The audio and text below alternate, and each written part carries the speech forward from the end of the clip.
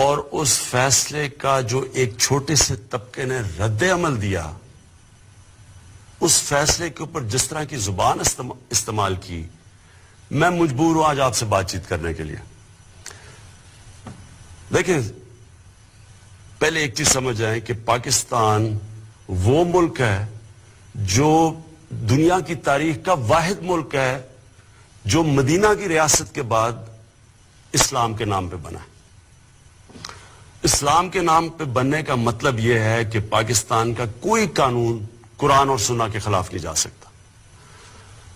تو جو ججز نے فیصلہ دیا ہے وہ آئین کے مطابق دیا، اور پاکستان کا آئین قرآن اور سنہ کے تابع ہے۔ اب جس طرح کی زبان استعمال کی گئی ہے پاکستان کے سپریم کورٹ کے ججز کے اوپر، یہ کہنا کہ وہ فیصلے کے بعد واجب القتل ہے، اور پھر وہیں نہیں رکنا، پھر یہ کہنا کہ پاکستان کے جو آرمی چیف ہیں وہ غیر مسلم ہیں، اور جنرلز کو کہا جا رہا ہے اور فوج کو کہا جا رہا ہے کہ آرمی چیف کے خلاف بغاوت کرو۔ میں پہلے تو ادھر سے شروع کرتا ہوں، اپنی حکومت کی پہلے آپ سے بات کرتا ہوں۔ دیکھیں، میں بار بار یہ کہہ بیٹھا ہوں کہ پاکستان انشاءاللہ جب ایک عظیم ملک بنے گا تو وہ مدینہ کی جو ریاست کے جو اصول تھے ان پہ چل کے بنے گا۔ میرا یہ ایمان کا حصہ ہے کہ جب تک ہم جس مقصد کے لیے پاکستان بنا تھا، اسلامی فلاحی ریاست، اگر ہم وہ نہیں بنائیں گے پاکستان کو تو اس کا کوئی مستقبل نہیں ہے۔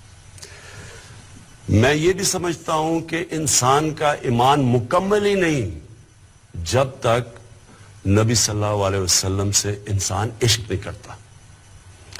ہم نے عملی طور پہ اس حکومت نے وہ کام کیا جو آج تک کبھی کسی نے نہیں کیا، کسی پاکستان کی حکومت نے نہیں کیا۔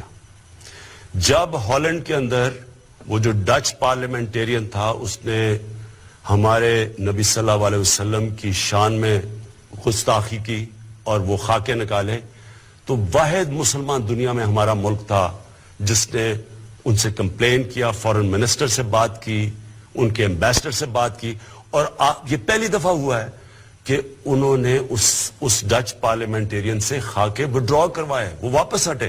یہ کبھی پہلے نہیں ہوا۔ پھر واحد پاکستان پہلی دفعہ ہم نے OIC جو مسلمان ممالک کا جو آرگنائزیشن ہے، اس پہ جا کے ہم نے ایشو اٹھایا، اور یونائٹڈ نیشنز میں ہمارے فارن منسٹر نے پہلی دفعہ یونائٹڈ نیشن میں ایشو اٹھایا۔ اس کا نتیجہ کیا ہوا کہ European court of human rights اس نے پہلی دفعہ فیصلہ کیا کہ نبی صلی اللہ علیہ وسلم کی شان میں گستاخی کرنا آزادی رائے میں نہیں آتا۔ یہ پہلی دفعہ ہوا ہے۔ میں صرف آپ کو یہ بتا رہا ہوں کہ ہم یہ صرف باتیں نہیں کرتے، ہم نے عملی طور پہ کر کے دکھایا ہے کہ ہم واقعی اپنے نبی صلی اللہ علیہ وسلم کی شان میں کسی قسم کی گستاخی نہیں دیکھ سکتے۔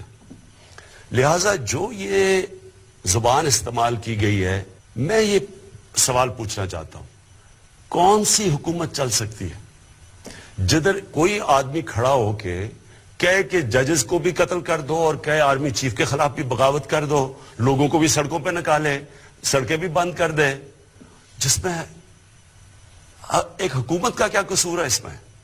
تو کون سی حکومت چل سکتی ہے ایسے؟ کون سا ملک چل سکتا ہے؟ آگے ہم اتنے مشکل معاشی بحران سے نکل رہے ہیں۔ میں اور میری جو کیبنٹ ہے، میں آپ کو یہ بتاؤں کہ ہم نے ایک دن کی ابھی تک چھٹی نہیں لی۔ ہم مسلسل لگے ہوئے ہیں کوشش کرنے کہ اپنی قوم کو نکالیں، اپنا جو اس ملک میں پسا ہوا غریب آدمی ہے اس کے لیے حالات بہتر کریں۔ جو ہم دنیا سے، باقی دوست ممالک سے بات چیت کر رہے ہیں کہ یہاں سرمایہ کاری کرو آ کے، اس کا مقصد ہی یہ ہے کہ یہاں بے روزگاری کم ہو یا غربت کم ہو۔ اب اگر اس طرح کی حرکتیں کرنی ہے کہ آپ سپریم کورٹ کے فیصلے اگر آپ کو پسند نہیں آئے، یعنی یہ کہنے کی یہ کوشش کر رہے ہیں کہ اگر سپریم کورٹ ان کے کہنے کے مطابق، ان کی من پسندی کے مطابق فیصلہ نہیں کرتا تو اس کا مطلب یہ فیصلہ ہی نہیں مانتے، اس کا مطلب سڑکوں پہ آ جائیں گے، ملک کو روک دیں گے۔ یعنی کوئی ملک چل سکتا ہے ایسے؟ اور اس کا نقصان کس کو ہے؟ ہمارے پاکستانیوں کو، عوام کو نقصان ہے، غریب لوگوں کو نقصان ہے. سڑکیں بند کر رہے ہیں، لوگوں کی روزگار جا رہا ہے.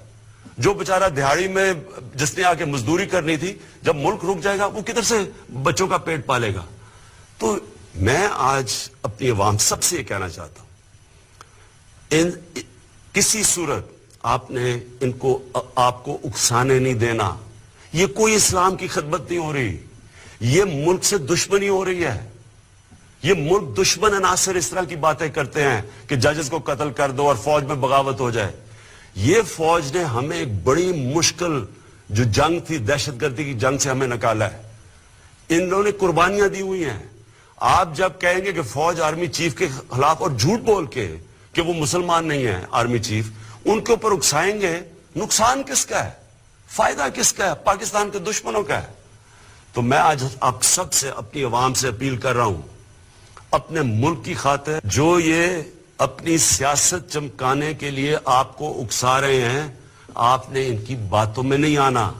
یہ کوئی اسلام کی خدمت نہیں کر رہا ہے، یہ صرف اپنی ووٹ بینک بڑھا رہے ہیں. میں ان عناصر کو اپیل کرتا ہوں کہ ریاست سے نہ ٹکرانا.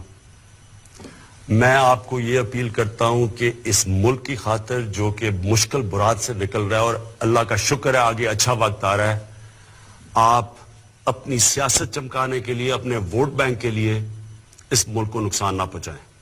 اگر آپ یہ کریں گے، میں آپ کو یہ واضح کر دوں کہ ریاست اپنی ذمہ داری پوری کرے گی.